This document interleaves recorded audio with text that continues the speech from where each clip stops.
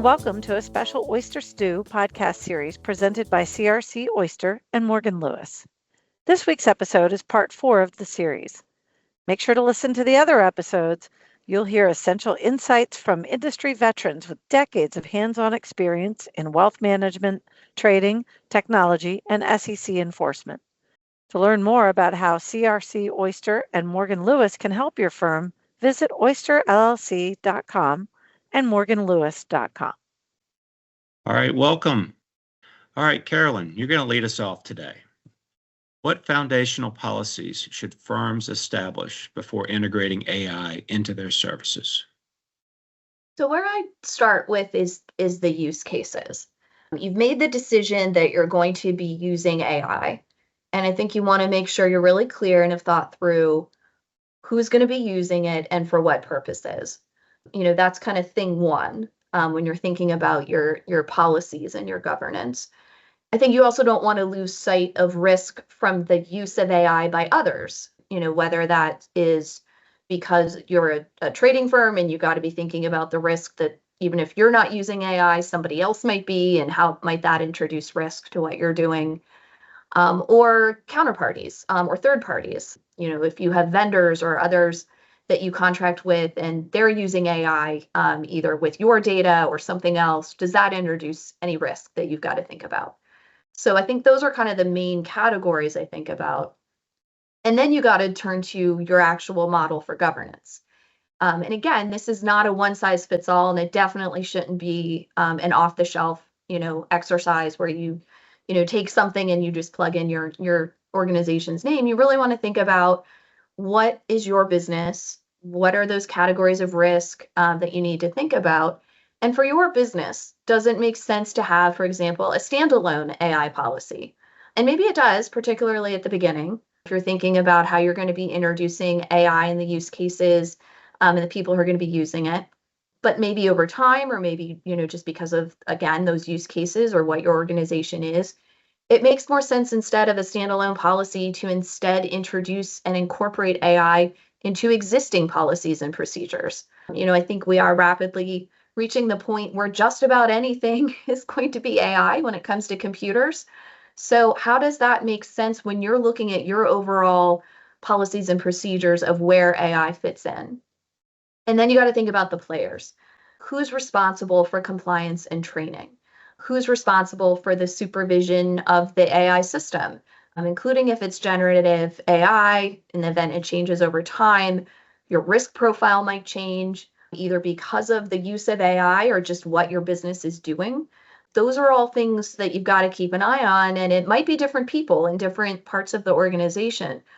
But who are they? What are those departments? Do they understand what their role is in the governance? And then finally, how are you documenting it when it comes to both the steps you're taking for governance, for compliance, to show that you've been doing training, on whatever your policies and procedures are, or whatever risks that you've identified. How are you documenting it? So those are kind of the main categories and foundational issues I think about when approaching what should a firm be thinking about once it's decided it wants to adopt AI. That's terrific, Carolyn. Thank you so much. Jeff or Dan, any additional comments to add? Carolyn, those are great points. I really like all of that. One of the things that's interesting to me when I think about compliance officers and experts in their fields here, they've got to be great at understanding the knowledge, understanding the policies and procedures, the rules and regulations from the various entities that regulate them.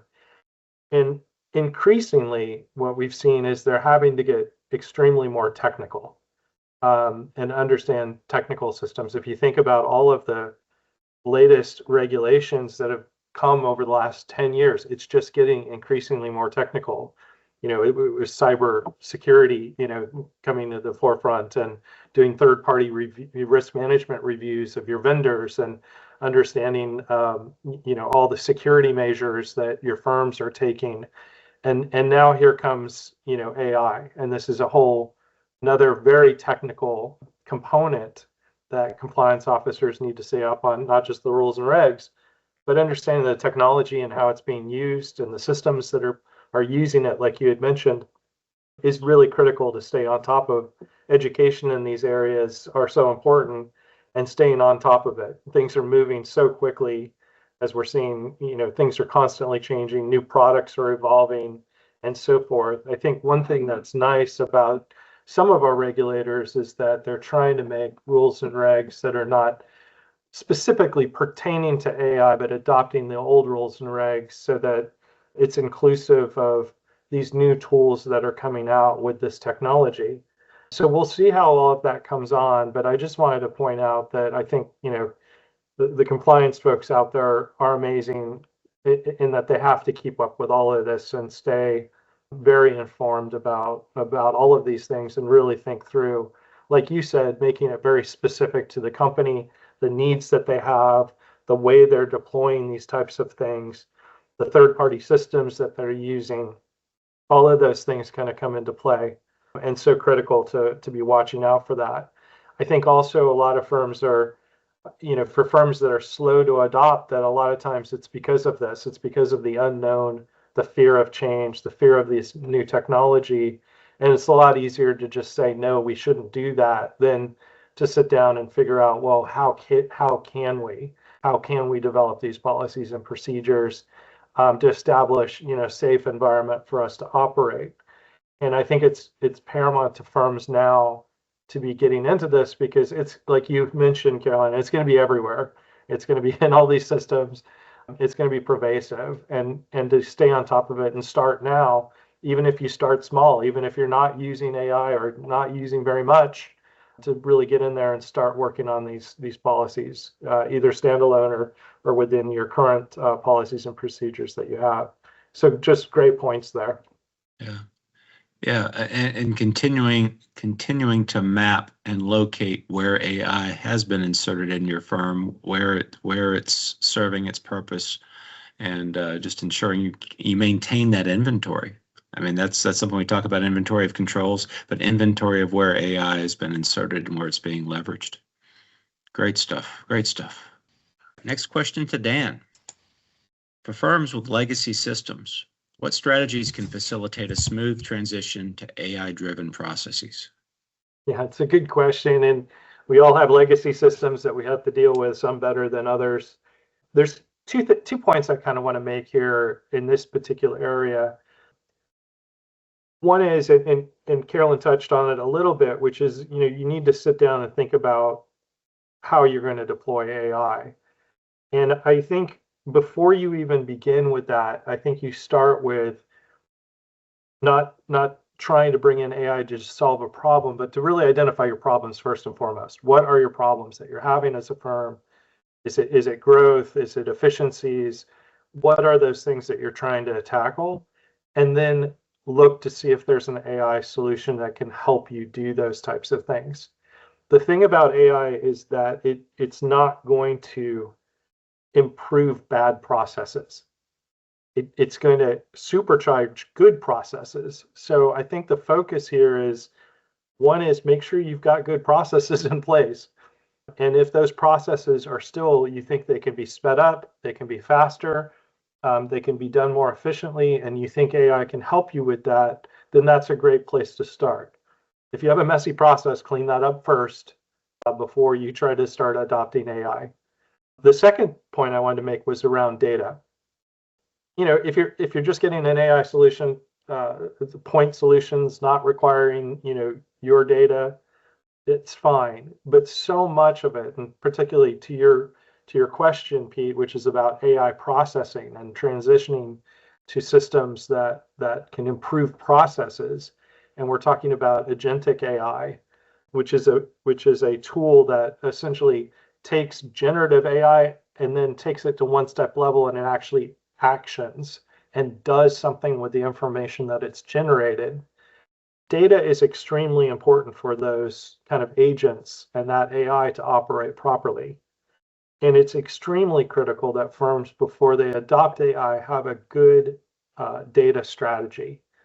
One is they have good governance around the data, making sure that the data is secure, the data that's going into the AI systems is secure, that you're not training models, large language models that are not yours or not in a tenant that you own. So making sure that those things are in place, but just making sure that you've got good governance around your data, you've got clean data. That I think you need to start with first before you really start adopting AI and putting it into your processes. Carolyn, I'll turn it to you. Yeah, I mean, I think those are excellent points from Dan. I think it comes back to, what he was saying. You need to know your business, and that's just smart business in terms of what you're going to do with AI.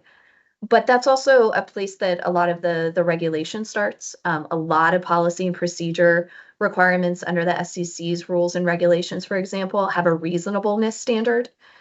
And I'd much rather be in a point where you're if you have to argue that your policies and procedures are reasonable because look at all this thought you put into about your business model, what your existing policies and procedures already were, to Dan's point, your legacy systems as well, and your data.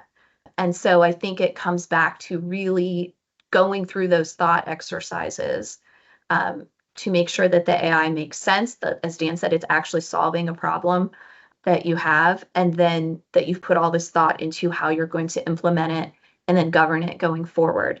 And I think the data point is also a really key one. That brings in, depending on what the data is, a whole other host of issues you got to think about when it comes to, for example, privacy and cybersecurity. And so, again, having your house in order, like Dan was talking about, before you introduce this extra element to it, I think is a really good governance step to take.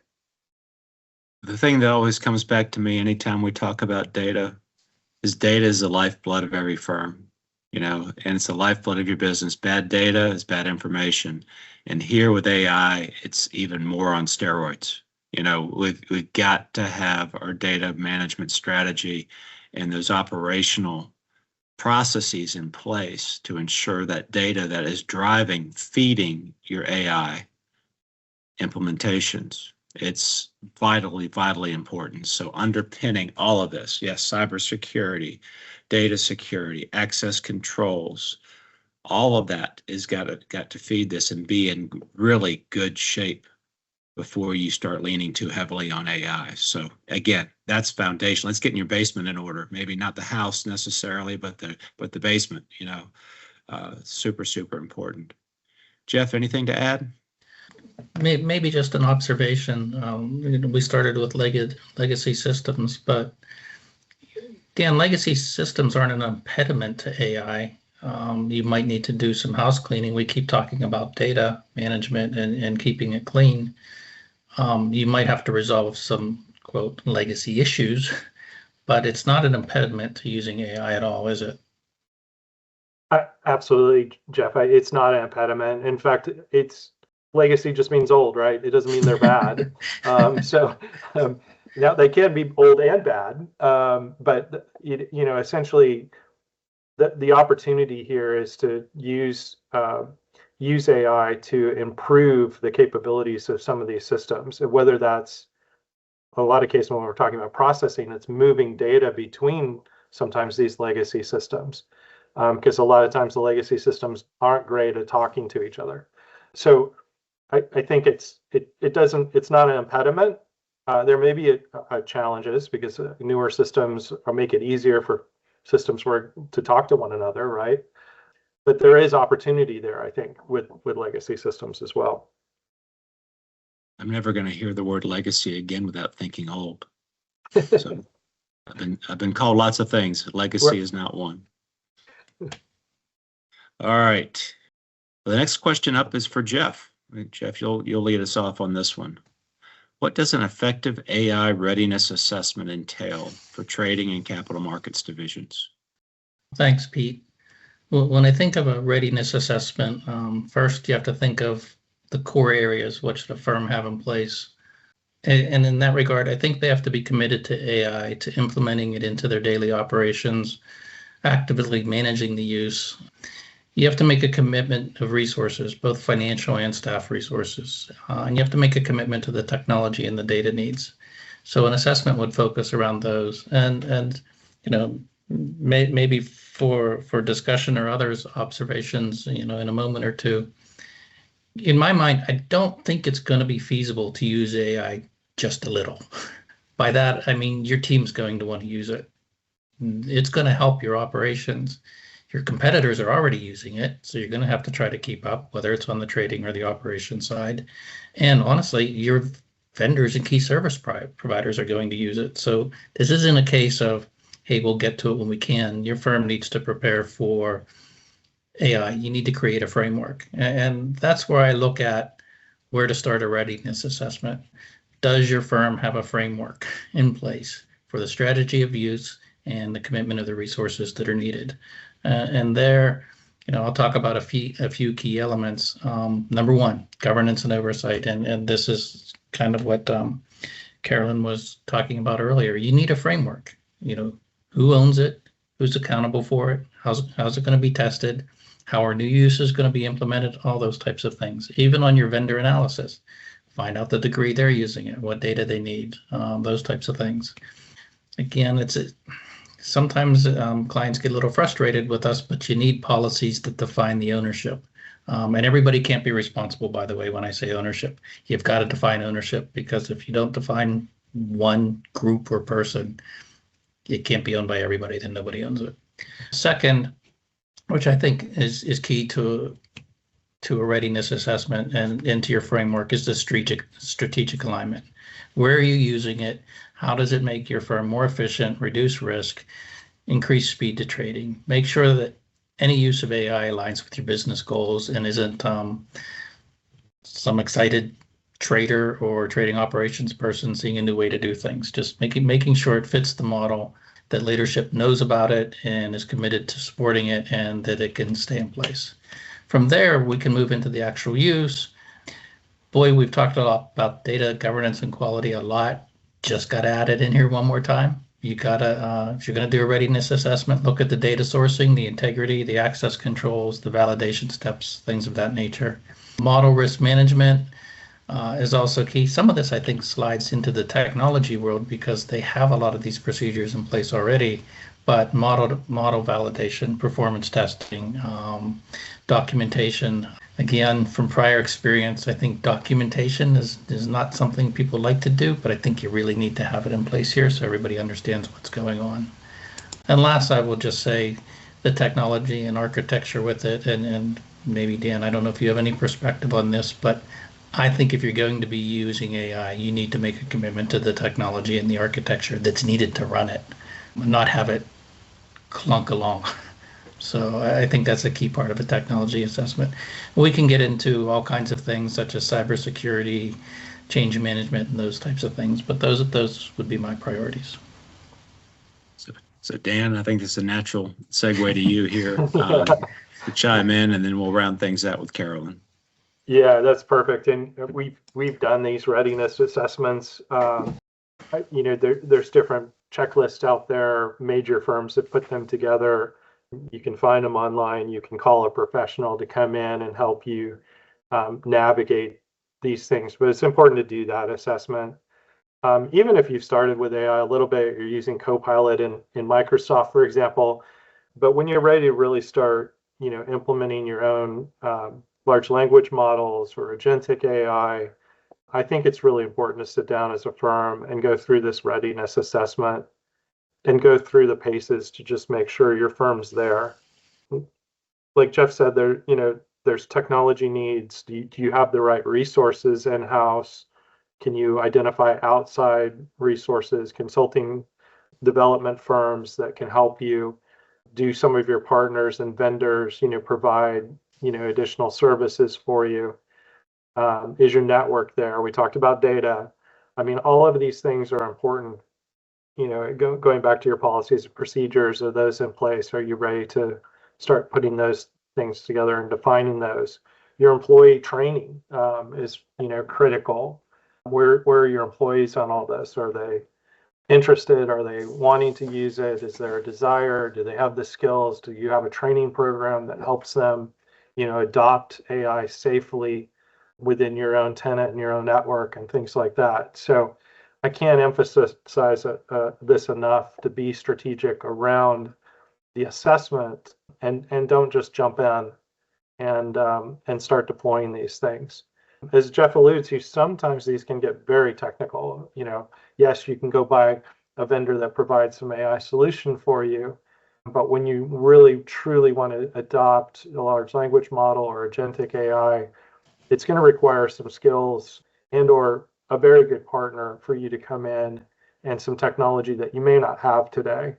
And again, just evaluating where you're at today and where you want to go and the types of things that you want to try to achieve.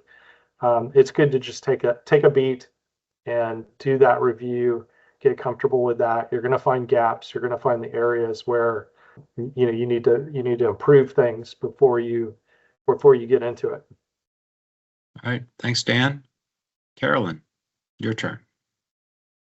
Boy, those are all really excellent points from Dan and Jeff. And I think the thing I want to emphasize is I would just really not fall asleep on Jeff's point about strategic alignment. I just think that's so important. The points he was making about not skipping over what makes sense for the business and is everybody on the same page about why you're doing this and all the ways it fits together. And I think other things then flow from that. I think then, if you've got that really consciously articulated, then you can tie your governance and your policies and procedures and the need for training and why everybody needs to pay attention to this back to that. Because then all of that other stuff is part of what, goes to the business, and it's what makes good business sense, not just good, like, yes, everybody should comply and follow the law and, try to keep track of all these tricky rules and regulations, but it's also part of the business need. And so I think that is just a really good step that Jeff highlighted there that I think can drive a lot of other things. Perfect. Well, I think that wraps us up for today. Hopefully everybody listening today appreciates Carolyn, Dan, and Jeff's viewpoints on whether or not you're AI ready. Thank you all very much. Have a great day. Thanks for joining us for this episode of our special AI series from Oyster Consulting and Morgan Lewis. We hope our conversation gave you new insights into how AI is shaping the future of financial services. Be sure to subscribe so you don't miss upcoming episodes as we continue exploring the legal, compliance, and operational impacts of AI. For more information about our experts and our services, visit our website at oysterllc.com. Thanks for listening.